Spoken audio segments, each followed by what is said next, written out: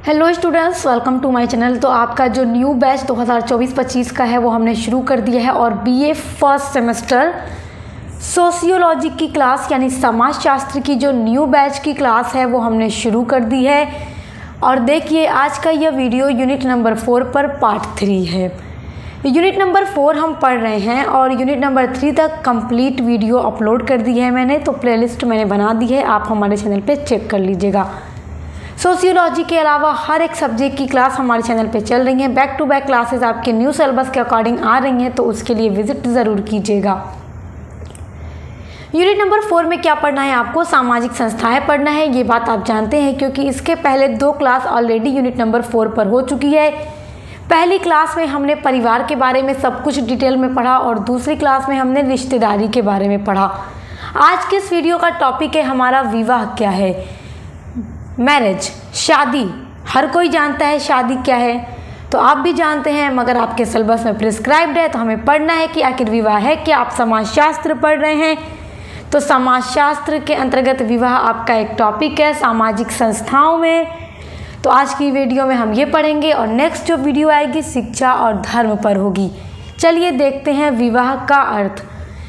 विवाह समाज द्वारा स्वीकृत एक सामाजिक संस्था होती है, समाज द्वारा एक्सेप्ट किया जाता है शादी को। और देखिए हमारे समाज में क्या होता है कि अगर लड़की लड़का भागकर शादी कर लें तो उसको गलत माना जाता है। देखिए बहुत कम लोग ऐसे हैं जो गलत नहीं मानते, लेकिन ऐसा तो कोई नहीं है कि जो गलत नहीं मानता। वो समाज की नज़र में क्या है, गलत है। लेकिन अगर आप कानून की नज़र में देखें तो लड़की लड़का अगर अपनी पसंद से शादी करना चाहते हैं वो गलत नहीं है। कोर्ट मैरिज होती है ना, बिल्कुल होती है। कानून की नज़र में अगर वो गलत होता तो कभी नहीं होती, तो होती है कोर्ट मैरिज, लेकिन समाज उसे एक्सेप्ट नहीं करता क्योंकि जब घर वाले अपनी पसंद से अपनी मर्ज़ी से जहाँ शादी कराते हैं, फिर चाहे वो लड़की लड़का को पसंद हो ना हो, वो खुश हो या ना हो, समाज उसको क्या करेगा, स्वीकृत करेगा, एक्सेप्ट करेगा।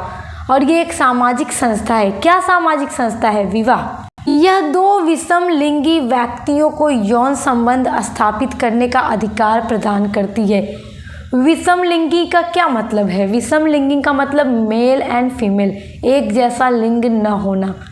मेल एंड फीमेल अलग अलग लिंग हैं, तो उन दोनों व्यक्तियों को शादी के बाद यौन संबंध बनाने की पूरी इजाज़त, पूरी परमिशन मिल जाती है। उसके पहले वो गलत है, इल्लीगल है, कोई भी उसे एक्सेप्ट नहीं करेगा। यहाँ तक कि कानून की नज़र में भी वो सही नहीं है और हमारे समाज में भी कोई उसको पसंद नहीं करता और हर कोई ऐसा करने वालों से नफरत करता है। तो शादी के बाद ही यौन संबंध स्थापित करने का अधिकार प्राप्त होता है।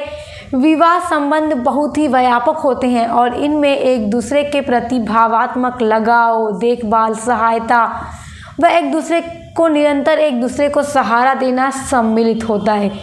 क्योंकि देखिए जब 2 लोगों की शादी होती है तो क्या है, उसमें एक दूसरे के साथ अच्छा लगाव हो जाता है, बेटर अंडरस्टैंडिंग हो जाती है, एक दूसरे की केयर करते हैं, एक दूसरे की हेल्प करते हैं, एक दूसरे का जैसे समझ लीजिए लाइफ पार्टनर है वो हर मोड़ पर, चाहे दुनिया आपका साथ छोड़ दे, लेकिन जो हस्बैंड होगा या जो आपकी वाइफ होगी वो कभी आपका साथ नहीं छोड़ेगी। अच्छे बुरे हर दिन में कौन साथ होता है? हस्बैंड वाइफ ही एक दूसरे के साथ होते हैं, बाकी पूरी दुनिया भले खिलाफ हो जाए तो वो आपको सहारा देगा। विवाह के पश्चात उत्पन्न संतान ही वैध मानी जाती है। अगर शादी नहीं हुई है और किसी को बेबी पैदा हो जाए तो समाज उसे कभी एक्सेप्ट करेगा ही नहीं, वो इल्लीगल मानी जाएगी, गलत मानी जाएगी। शादी के बाद ही पैदा हुई संतान को वैध माना जाता है। विद्वानों की ऐसी मान्यता है कि व्यक्ति की यौन संबंधी आवश्यकताओं ने विवाह नामक संस्था को जन्म दिया तथा विवाह ने परिवार और नातेदारी को जन्म दिया। देखिए बहुत सारे ऐसे विद्वान हैं जो ये मानते हैं कि जो यौन संबंध की आवश्यकता होती है, इसकी आवश्यकता ने ही विवाह को जन्म दिया, क्योंकि विवाह से पहले तो इन चीज़ों को गलत माना जाएगा। तो इसलिए विवाह की स्थापना हुई, विवाह का जन्म हुआ। जब विवाह बना तो विवाह से फिर परिवार हुआ। जब 2 लोगों की शादी होगी, बच्चे होंगे, परिवार बनेगा, फिर रिश्तेदारी बनेगी, जो कि आप पढ़ चुके हैं। और इस प्रकार विवाह द्वारा यौन आवश्यकता की पूर्ति को सामाजिक मान्यता भी प्राप्त होती है। आइए डेफिनेशन देखते हैं अब बोगार्डस के अनुसार। बोगार्डस महोदय विवाह पर अपनी डेफिनेशन लिखते हैं कि विवाह स्त्री पुरुष का पारिवारिक जीवन में प्रवेश करने की एक संस्था है।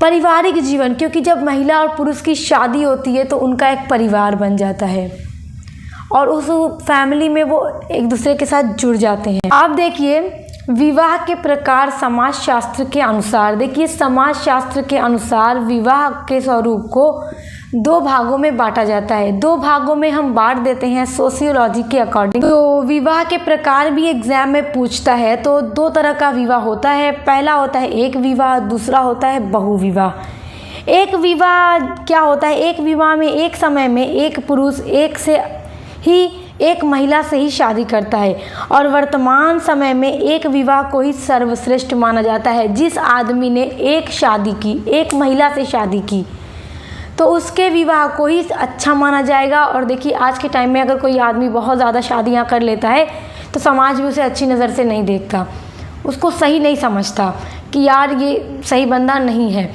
और जो आदमी एक ही औरत के साथ पूरी ज़िंदगी अच्छे से गुजारता है तो उस विवाह को अच्छा माना जाता है। दूसरा होता है बहुविवाह।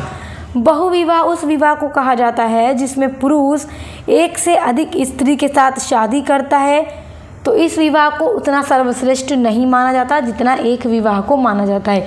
तो ये 2 प्रकार के विवाह हैं सोशियोलॉजी के अकॉर्डिंग। आई होप आप इनको समझ गए होंगे। तो आप अभी इनको स्क्रीनशॉट कीजिए। अगला टॉपिक शिक्षा और धर्म होगा, फिर आपका यूनिट नंबर 4 भी कंप्लीट हो जाएगा। और सोशियोलॉजी के अलावा English literature, political science, history, ancient history, medieval history, geography, education, Hindi, सभी सब्जेक्ट की क्लासेस चल रही हैं। और आपका जो फूड न्यूट्रिशन एंड हाइजीन आपका को करिकुलर पेपर होगा उसकी भी प्लेलिस्ट बनी हुई है। तो उसके लिए भी आप हमारे चैनल पर विजिट ज़रूर कीजिएगा। अब मिलते हैं नेक्स्ट वीडियो के साथ।